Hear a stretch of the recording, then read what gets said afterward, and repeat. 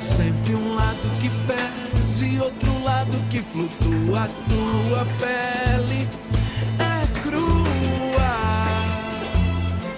é crua. Há sempre um lado que pesa e outro lado que flutua. A tua pele é crua, é crua. Dificilmente se arranca lembrança, lembrança, lembrança, lembrança. Por isso na primeira vez dói, por isso não se esqueça, dói. E ter que acreditar num caso sério que não dizia. Sejam muito bem-vindos ao Palco Mucuripe. Palco Mucuripe é uma das muitas atividades que fazem parte do Palco Vida e Arte, que é um evento promovido pelo Grupo de Comunicação O Povo, que vai deixar os sábados de julho mais animados aqui em Fortaleza. Isso aí. O Palco Mucuripe leva o nome da Rádio Mucuripe, 106.5, que eu sugiro que vocês acompanhem a programação e acompanhem o nosso Facebook, facebook.com/mucuripefm, para conhecerem a programação, outras atividades que a gente faz aqui. E, se quiserem, assistam também o Mucuripe Especial, que sou eu que apresento, dia de domingo, às 9 horas da manhã, viu? Garanto que é muito bom. Otto Maximiliano Pereira de Cordeiro Ferreira, como ele já disse para mim, nome de rico, um pernambucano de Belo Jardim, que hoje é um dos nomes mais fortes e mais influentes da música brasileira. Otto, aqui com vocês. Boa noite, é um prazer. E parabenizando, primeiro agradecendo o convite de estar num festival tão bacana como esse, numa capital tão querida, tão relevante para o Brasil, e principalmente para o Nordeste, que é a nossa...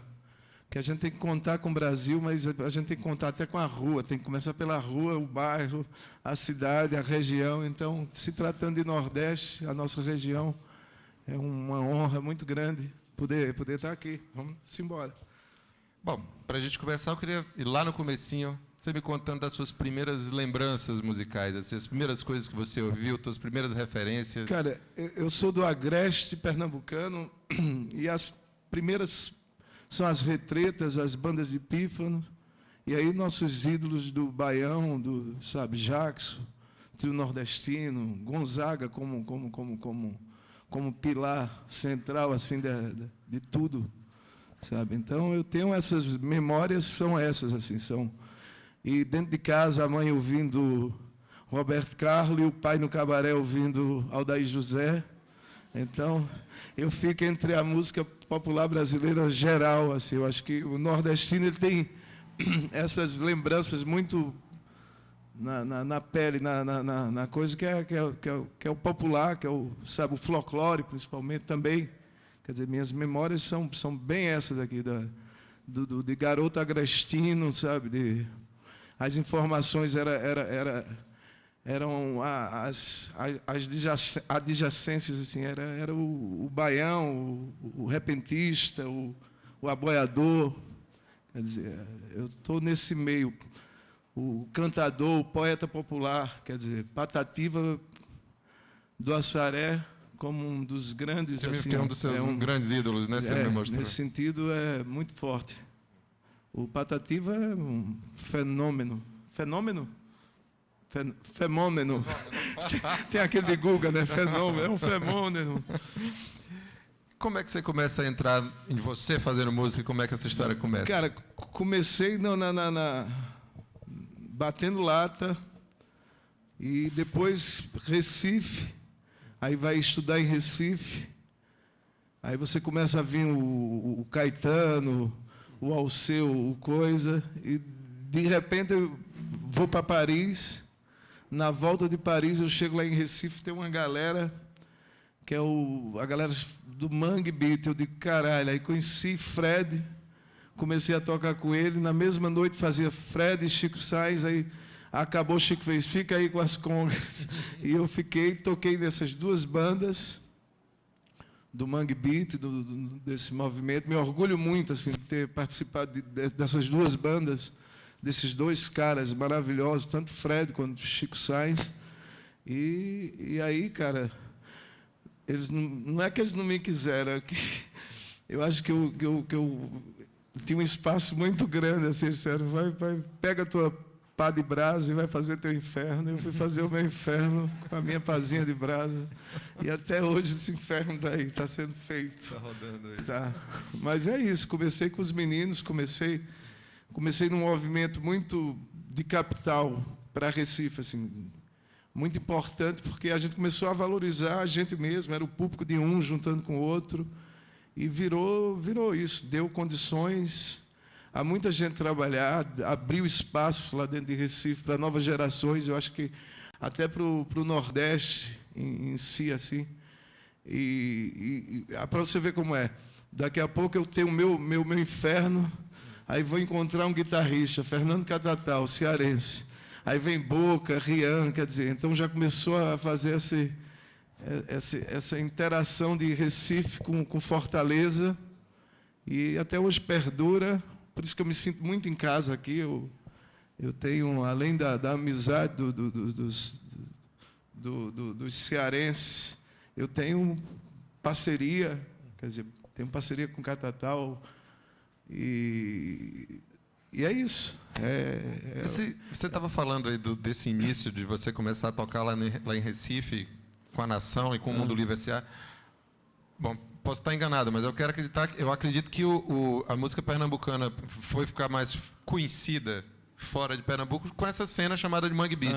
Como é que era esse cenário dessa música, sei lá, música pop, do rock, do Recife, na época que você começou? Era música pop, não era pobre. Era música pobre, maloqueira, mas que inventiva para a cidade. Inventiva. Tinha lugar para tocar, tinha público? Não, a gente alugava, e alugava o Francis, Drinks, a gente começou a zona portuária lá, a gente começou a alugar o Puteiro em Decadência, juntava com a gente queria o cenário, então tinha festa lá que era grego quebrando prato, o bar do grego famoso lá, a gente lá misturado com essa galera do Porto, e virou, né? Virou principalmente assim, eu falo do maracatu. Maracatu era um ritmo que para a galera, eu não sei nem se eu falo classe média, mas porque a gente nem médio é mais ou menos, né? É quase média, assim. Mas o Chico, o grande legado foi ele ter tirado as indumentárias, que era muito difícil também para o cara do cursinho usar aquelas roupas de coisa. Aí Chico vai lá, pega a guitarra, calça jeans e ensaia na garagem. Então, ficou mais fácil para essa galera que estava distante do mais roots, do mais indumentado, virar, ver o ritmo, ver o coisa. Eu acho que isso foi um grande legado assim de Chico Sainz, foi ter trazido a turma para olhar, sabe, a turma nova para olhar o velho, quer dizer, sabe? Então, eu acho que isso daí a gente cumpriu bem essa coisa, a valorizar a terra, valorizar as meninas. Eu acho que depois da gente se valorizou mais. Eu acho que a gente começou a ver como era bonito a gente. Em vez de admirar os outros, a gente começou a admirar a gente começou a ter mais, sabe, se valorizar mais. Eu acho uma turma nova chegando, Mombojó, Johnny, quer dizer, é feito aqui também, tem Catatal, depois vem Jonathan, vem, sabe, vai se renovando cada dia. Eu acho que é uma coisa que não para mais quando começa. Eu acho que o Brasil é isso. Quando a gente começa a fazer uma coisa boa, talvez a gente possa almejar isso. E não para. Eu acho que não vai parar mais esse movimento. Ainda continua viva essa cena dessa música lá? Você Cara, acompanha, não? Não como Mangue Beat, porque isso é uma época, né? Isso era um sonho mais utópico. Tinha o nosso manifesto, tinha toda uma coisa mais utópica, mas com toda uma malandragem. Então, para você ver, quem fazia os nossos flyers era Morales e Dolores, que era DJ Dolores e Hilton Lacerda, que era uma dupla. Quer dizer, Hilton é um grande cineasta, juntou com o cinema, quer dizer, aí veio Baile Perfumado, as trilhas, sabe? Foi uma integração muito grande de música, de arte, cinema. Aí, com a turma do cinema, fiz clipe. Eu tenho um clipe com Lírio, tenho uns 4 clipes com Lírio Ferreira. Quer dizer, as coisas começaram E assim, e a gente aprendeu desde o fly a fazer a produção. Nem isso a gente sabia, quer dizer, isso foi um aprendizado. Até Fazia sem ter a própria produção. Hoje o neguinho já está com planilha, com computador, já está sabendo para onde vai. Mas é isso, o cenário... Você participou desse manifesto que está lá no Cara, eu era, Causa Lama, né? Eu acho que eu participei porque eu era muito grande, branco, grande, e distribuía bem os flyers, pregava bem. Eu fui um bom funcionário. Depois eu virei gerente da minha própria... Diz que Rui Castro ligou um dia para o... Qual era o jornal do Nelson Rodrigues? Era o Hora... 0 Hora, né? 0 Hora, aí, era o 0 Hora, aí disse, quando o Rui Castro ligou, o Nelson Rodrigues atendeu, alô? Aí o Rui Castro, porra, Nelson, teu jornal e tu atende o telefone. Ele fez, Rui, meu caro, eu sou contínuo de mim mesmo. Então eu virei contínuo de mim mesmo, assim, carrega agora meu nome, meu trabalho. O tempo é bom. Bacana. O tempo faz bem. Bacana. Bom, eu queria que você me falasse um pouco da gravação do primeiro disco seu com o Mundo Livre S.A., né? Cara, era o Banguela, a gravadora Titãs, né? do Titãs. Lá em São Paulo foram 3 meses. Eu participei muito pouco, porque era uma coisa mais de Fred, eu era percussionista e coisa. Mas teve um grande encontro, que foi com o Naná, que a gente conheceu o Naná também nessa época. Foi um disco de 3, 4 meses, foi uma grande experiência. Fred não deixava muito eu falar nada, fazer nada, mas tudo bem. Por isso que eu parti logo para o meu, tá vendo? Percussionista era uma loucura, cara. Percussionista, a maioria do percussionista no Brasil, ele fica lá detrás do palco, ele é pouco, sabe, valorizado. Eu acho que depois de mim, as coisas estão se valorizando. Você mas também tem Naná, percussionista, né? Na sua banda, não, né? Aí eu fui percussionista e eu entrei em percussão por Naná, cara. Nosso grande Naná Vasconcelos, que morreu agora há pouco, mas era uma coisa que eu era fã dele. Não tinha Alceu, não tinha, sabe, maior do que a minha admiração por Naná.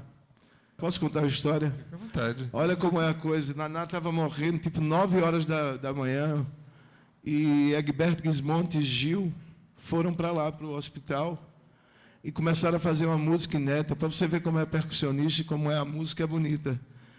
Isso era 10 da manhã, Naná morreu 3 da tarde, uma coisa assim. Aí disse que eles começaram a fazer uma música, e Naná deu uma esfalecida, Aí disse que, tocando, aí eles pararam, sentiram assim, aí disse, Naná, a gente está indo, você está cansado? Aí ele, marcando a música, para você ver.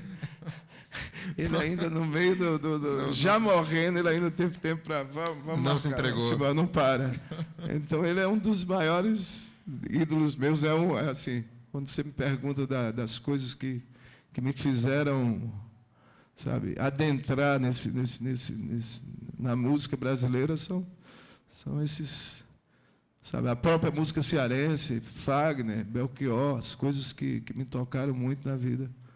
A poesia, o cantador, sabe? Isso o Nordeste sabe fazer muito bem.